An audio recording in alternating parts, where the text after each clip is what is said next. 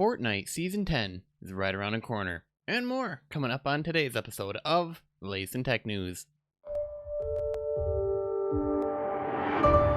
Hey Gadget here, you're just in time for the latest episode in the world's only 3-in-1 show on tech, gadgets, and gaming news. That's right, this is the latest in tech news. My name is Taylor Merrick, and if you're new here, hit that subscribe button right now so that you don't miss out on the next episode, or, well, this one. And speaking of wants to miss out, well, if you missed out on Fortnite, well, Season 10 is right around the corner, so you might want to listen up to that, as well as, we'll also be taking a look at a couple other things, such as typing with your mind, scientists creating a contact lens that lets you zoom in merely by blinking, the solar sailing satellite proves that it can use light to propel through space.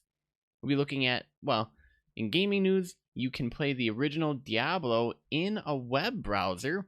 Teamfight Tactics apparently is going so well for Riot Games that it is now a permanent mode in League of Legends. And finally, we'll be looking at Pokemon Go hitting a mind-boggling 1 million downloads.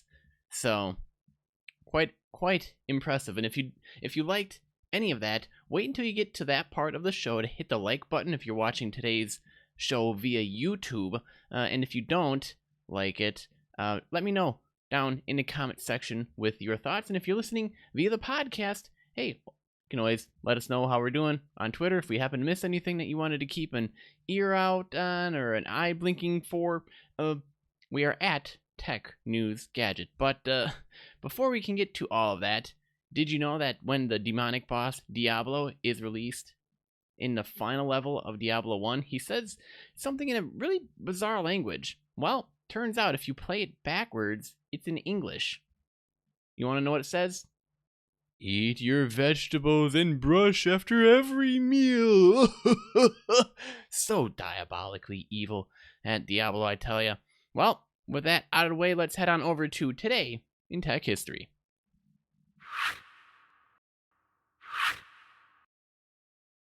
Alright, today is July 31st, 2019. Big day in tech history news.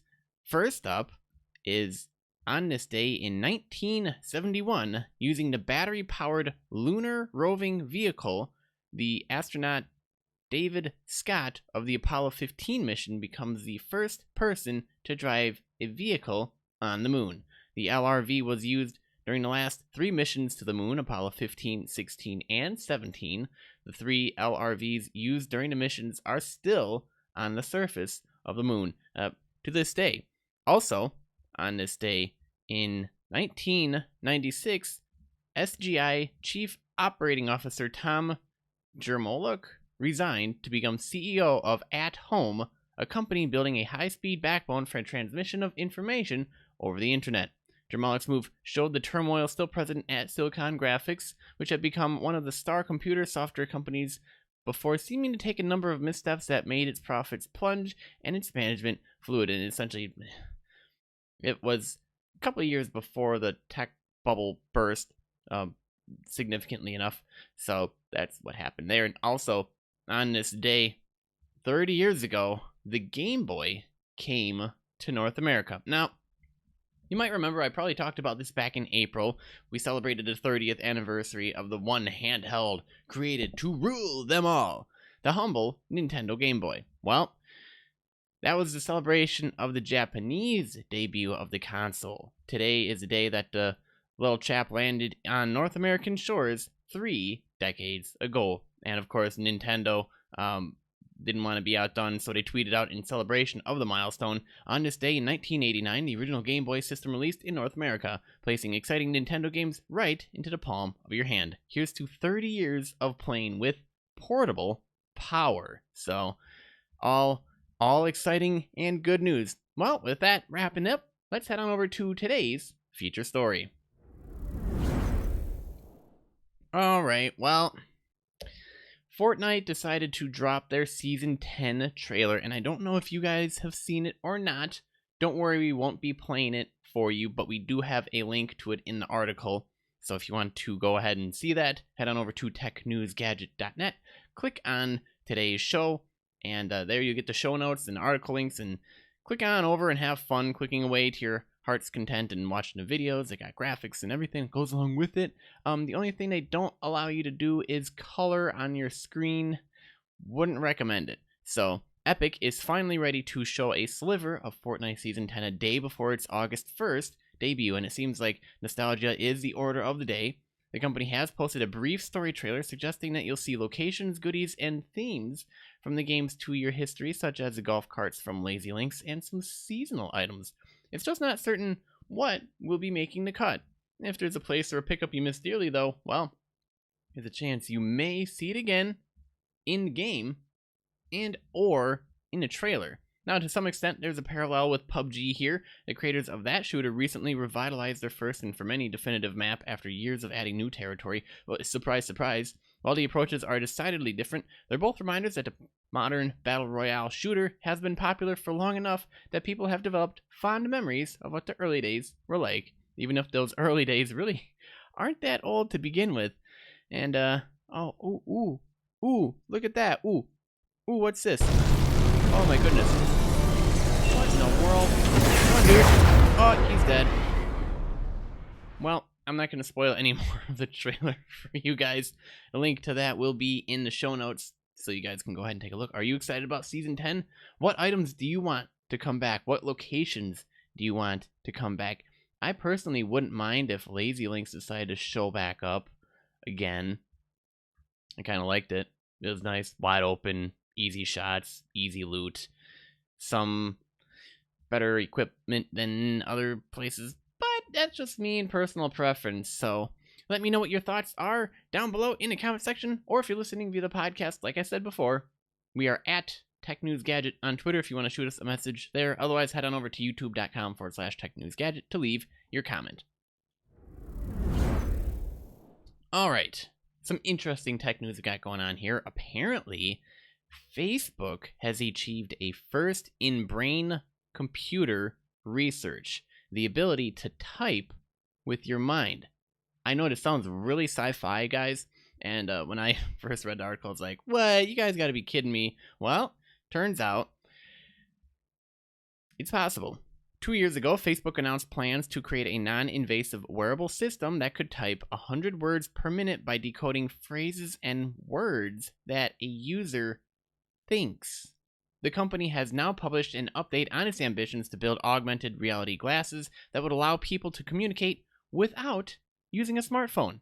Facebook thinks a machine that decodes words in the brain's speech center could offer the speed of voice and the privacy of text. The promise of AR lies in the ability to seamlessly connect people to the world that surrounds them and to each other, Facebook researchers said in a blog. Rather than looking down at a phone screen or breaking out a laptop, we can maintain eye contact and retrieve useful information and context without ever missing a beat. It's a tantalizing vision, but one that will require an enterprising spirit, hefty amounts of determination, and an open mind. Not to mention a nice slush fund where you could just have research done, because, I mean, honestly, for this stuff, you kind of need the money, the cash on hand to be able to funnel into it, because this stuff is nuts. The company believes it is a viable technology, assuming major advances can be made in the field of brain-computer interface research, which today necessitates invasive techniques using implanted electrodes in the brain. And for those of you who are like, well, when are you going to talk about Elon Musk and the crazy stuff, ideas, companies he's had going on? Well, it's true. In the last week, I believe, Elon Musk came out with something saying, yeah, we could figure out how to implant electrodes right on a user's brain. And then, you know, obviously it would connect to like some earpiece thing. And then we could actually figure out what the person has going on in their brain and be able to decode it into like the data that we're able to actually use. So it's an interesting concept. And Facebook is decidedly going to non-invasive procedures, which I think is probably the better way to go. I mean, do you want to go bionic? The $6 million man already proved that. So Facebook's Reality Labs is investigating the potential for BCI and funded researchers at the University of California, San Francisco, who've detailed in Nature Communications a BCI that can detect when a person hears or says something and then decodes the phrase. In this experiment, participants listened to questions and responded aloud with answers, while the researchers used a system to decode the utterances from the brain in real time. After training, participants performed a task in which during each trial, they listened to a question and responded aloud with an answer of their choice. Using only neural signals, we detected when participants are listening or speaking and predict the identity of each detected utterance using phone-level Viterbi decoding. Interesting. Participants were volunteers with normal speech who were undergoing brain surgery to treat epilepsy. They were asked questions like, "How's your room currently?" They had 5 answers to choose from, including bright, dark, hot, cold, and fine. Facebook notes that the main advancements in this paper is that researchers were able to decode a small set of full spoken words and phrases from brain activity in real time, a first in the field of BCI research. The researchers are aiming to decode speech at a rate of 100 words per minute with a 1,000 word vocabulary and a word error rate of less than 17%. Now, obviously, it's still a long way from achieving the same results with non-invasive technology, but work is underway, and it's definitely looking promising so far. So good job with the research paper, guys, and the work that you have going in. Hope to hear more news coming out of that soon enough, because, man, could you imagine the technology soon enough down the road? I mean, I'm kind of geeking out at the possibilities right now of being able to put on like a little ear thing, or put on a pair of glasses and not have to worry about having surgery or electrode implants in the brain, and then just having all this information pop up on the screen in real time. The possibilities are quite impressive. I mean, could you imagine? Just think about it. Oh, but not only that, well, scientists have also created contact lenses that zoom in or out when you blink twice. Oh boy. Here we go for a more sci-fi treat. Scientists from the University of California, San Diego have created a new robotic soft contact lens that lets you zoom by blinking twice. The lens can be controlled by your eye movements. Eye movements like blinking carry change potential to signal. According to the lead researcher, told the New Scientist that the eye has an electrocoulographic potential even if you're sleeping. Even if your eye cannot see anything, many people can still move their eyeball and generate this electrocoulographic signal. So the scientists measured the electrical impulse and found a way to use it to change the focal length of the lens. The study claims that because of the soft materials used in the lens, relative changes in the focal length can be as large as 32%. The focal length is changed by deforming the lens, similar to how the eye does stuff. In the experiment, the team used dielectric elastometer to achieve the required deformation. So, the scientists said that this lens can be used for visual prosthetics, adjustable glasses, and remotely operated robotics in the future. But I bet you're actually dreaming of already wearing this and possibly becoming a super spy. Well, they actually have the research. It's a long article. If you want to read it more in depth, the article comes to us from insider.com. So like I said, if you want to read the articles covered in today's show, if you're actually listening via the podcast, the show notes are right there in the description of today's episode. All you have to do is tap away to your heart's content. It'll open up the article. You can play the videos. You can look at the pictures. You can watch the galleries. You can click over to research.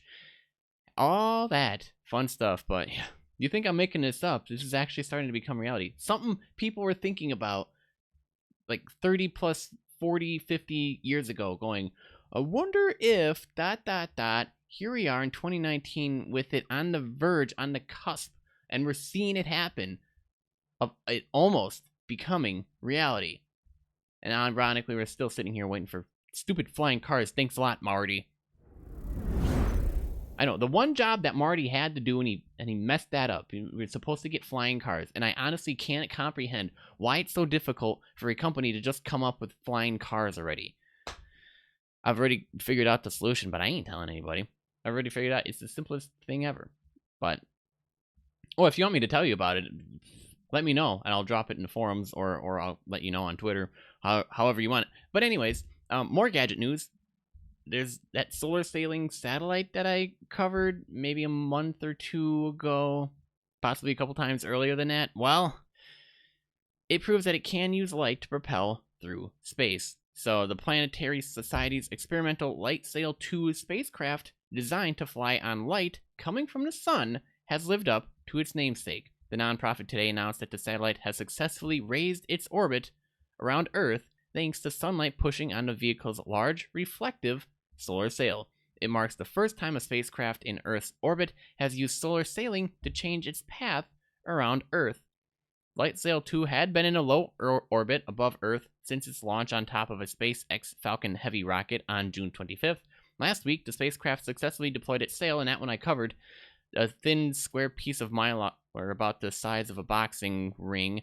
Since then, the Planetary Society has been twisting and turning the sail's position in orbit to optimize the spacecraft's ability to harness the power of the light coming from the sun. And so far, this orbital dance has worked. It has raised part of its orbit around 1.7 kilometers, and that this change can only be attributed to solar sailing. We're thrilled to declare success on LightSail 2, said Bruce Betts, the LightSail program manager and chief scientist for the Planetary Society. So this demonstration is exactly what their mission set out to prove. So yeah, this idea that you could fly spacecraft, you could get propulsion in space on nothing but photons is really surprising, said Bill Nye, science guy. The CEO of the Planetary Society said during a press conference, and as for me, it's very romantic that you'd be sailing on sunbeams. Just don't smack into an asteroid on the way out. But yeah, they do have some mission highlights. They got videos that go along with it. Keep in mind that solar sailing in space isn't exactly new, but they wanted to show that the same technique could be used for smaller satellites, specifically CubeSats, which is a type of standardized spacecraft that's usually not much bigger than a cereal box. So if you want to gather data from space using a relatively inexpensive spacecraft that's easy to build and shoot it out wherever you want and have it remain in orbit or adjust it as necessary on a really efficient budget, well, there you go. Mission success. All right, we got some gaming news for you guys. And yeah, did you know that you can now play the original Diablo game in a web browser? The next time you've got a few minutes to kill, you might be able to spend it playing the original Diablo. No, you don't have to haul around a computer to play the recently re-released version from GOG. All you need is a web browser and a decent internet connection. You don't even need to own a copy of the game to have some fun, but it'll be even more fun if you do. Keep in mind that Blizzard released Diablo in 1996. It was a massive hit among those with computers powerful enough to play it. Keep in mind, back in 1996, top-of-the-line powerful graphics computers, or borderline pushing the limits, was a Pentium 3 1.2 gigahertz or Athlon XP 1500, a 128 gigabyte video card with DirectX 8 support, and 32 megabytes of system RAM. The PC game took up a whopping 500 megabytes of storage space too, and basically it required some power. Not a lot, but now it'll run on a potato as long as the potato has a modern web browser. You can thank the developers at Rivsoft for this new way to play Diablo. Rivsoft specializes in Blizzard-oriented software projects like the Diablo 3 Character Planner and Dota Replay Manager. Going to the Diablo's landing page on Rivsoft sites boots up the original game, and there's nothing illegal about it, just in case you're worried. Like the newer Diablo games, the original is an isometric top-down dungeon crawler with multiple character classes, tons of loot, and hordes of demons to fight. The version of Diablo on Rivsoft's site is a shareware build. In modern times, you'd call this the demo. You can play the first 2 dungeons of the game with one of the game's 3 character classes. So it's plenty of fun for a web browser, but it's even better if you have a copy of Diablo. Just find that .mpq file in your game directory, drag that file into the Diablo window. You'll unlock the full game right there in the browser. The joys of shareware. The only catch is that all the attention has made Rivsoft's site extremely unreliable. You might need to wait a few days for the traffic to taper off before the game is actually playable. In the meantime, if you're really sitting here and looking to pop the bank, you can get a regular copy of Diablo on GOG for $10 measly. That includes the classic game you can play on Rivsoft, as well as the remastered game that scales properly on modern PCs. So, best of luck to you guys. Maybe you'll find out what the boss says at the final level. ... Beginning of... Oh! Isn't that funny? Did you know? Alright, so for those of you wondering, oh god, I hate Teamfight Tactics. It's in League of Legends like every single time. All the streamers I watch, they're all talking about it now. It decided to pop back in a #1 on Twitch for like a month or two, and everybody was all playing Teamfight Tactics, and all the streamers who usually played League of Legends and the games that I wanted to say, and and such. All they were doing was playing Teamfight Tactics, and it drove me nuts and pain in the butt. I was gonna snap my computer in half and throw it out the window. What the heck's going on? Well, apparently it's successful enough for those of you who were on the fence about the whole entire thing. Now, obviously, for those of you who didn't like the news, like I just attributed a joking personality to, don't take it too hard if that actually describes you. I'm just joking around. You might not be happy about it, like, oh great, now it's permanent. But for those of you who actually tested out Teamfight Tactics, who thought maybe I could get into this, or those of you who jumped in full bore, just like, dude, this is my jam now. Well, Teamfight Tactics is now a permanent mode in League of Legends. So League of Legends' new Auto Battler mode is going to be a permanent addition to the game, Riot announced Wednesday morning. While it was always expected that the mode would become permanent, nothing was official until this announcement. Riot has been attempting to add a new permanent game mode to League for the better part of the year, with mode like last year's Nexus Blitz getting added briefly without ever even living up to the standards Riot expected. Teamfight Tactics is the first of these new modes to earn a permanent spot, although if you were to ask me personally, what's a permanent game mode that they should bring back into the game and just keep? Earth? Hello? Can we not make this just a weird seasonal or weekend event?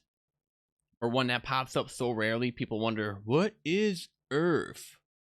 Maybe that's the fun mystery about Earth. I don't know, I can't tell you, but I would love for it to be a permanent mode. That would honestly keep me playing Earth a lot longer, because because you'd actually need to figure out, okay, I can play it long enough to actually figure out, the best skills I need to do and everything that goes along with it in terms of cooldowns that now go along with it, and damage, hits, and critical strikes, and burst damage, and defensive stuff, and stats, and who I'm best with in terms of teammates, and who crushes me on an enemy team, or who can I crush on an enemy team, and if it's like a close battle, how can I figure out the edge? It's kind of like a game of chess being plopped down in front of you, and you saying, okay, you're gonna play this only on Saturday and Sunday, and I'm gonna take it away from you for like the next year, but I'll bring it back, and then you can figure out how to play chess all over again. You're like, I've just figured out this stupid game. So Teamfight Tactics has proven wildly popular since its release last month. The mode has frequently occupied a top spot on Twitch when measured by numbers of spectators, and even brought new players to League of Legends who wanted to try the new mode but weren't really interested in the original game itself.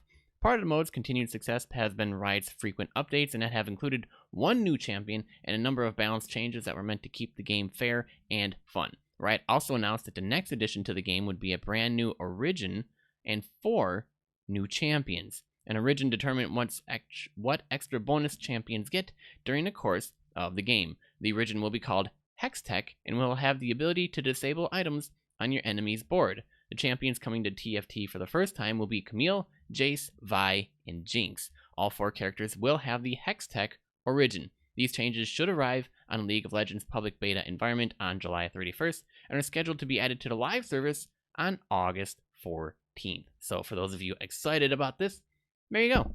Have fun. And I don't mean that in a bad way. I'm probably going to get myself into Teamfight Tactics as well, and then I'll probably go, oh, so this is what everybody was talking about. Now I get it. It's kind of fun. But obviously I don't have any time because I'm busy researching and talking about tech news and running a full-time job on top of that, and I have a young family to deal with, so obviously spending time with my wife, my kid, I got like no time. Like, I should basically just say, sleep, what is that? It's weakness leaving the body, and then just kick it out the door, because the amount of work that I have to do is nuts. You don't even want to know. But speaking of work, well, Pokemon Go has been downloaded a mind-boggling 1 billion times. And here's where I get to raise my hand and say, I downloaded it at least twice. Why the second time, you might wonder? Well, because the game crashed, and I had to delete it and then re-download it. So that was back when they couldn't figure out how to do a stable release without crashing the app itself, and then I had to delete the app and then reinstall it. But anyways, in any case, was there any doubt that Pokemon Go was going to be tremendously popular? Well, it has been confirmed today that the app has been downloaded more than 1 billion times. The news comes from a new trailer released for the game today in Japan, which includes a staggering statistic. As a side note, jeez, Of course, the number of downloads an app receives does not necessarily equate to the number of active players it has, of which there will be far fewer, obviously, but that's still an incredibly impressive milestone. To put that number into perspective, if all the people who have downloaded the game were to form their own pocket monster-loving country, it would be the third most populated in the world behind India and China, a country, incidentally, where the app isn't even available. Pokemon Go recently celebrated its 3rd anniversary. We still remember the chaos when the game launched to this day. Are you one of those billion people playing? Are you still playing it today? Well, let us know down in the comment section, or let the people know on Nintendo Life who wrote this article on their comment section. And with that, that wraps up this episode of the Latest in Tech News. Thanks for tuning in, guys. New episodes every weekday. Latest in Tech News can be found on every major platform, including Apple, Spotify, Google, YouTube, Stitcher, Overcast, and more. Now, if you enjoyed this episode, let us know by clicking that like button and by leaving a comment. And if you're listening to the podcast, we'd appreciate you going out to Apple Podcasts or wherever you're listening and leaving a review. And also double check that you are subscribed so that you don't miss the next episode. I'm your host, Taylor Merrick, and remember, for the latest in tech, gadget, and gaming news, visit TechNewsGadget.net. Pretty much keep being awesome, guys. I'll see you on the flip side.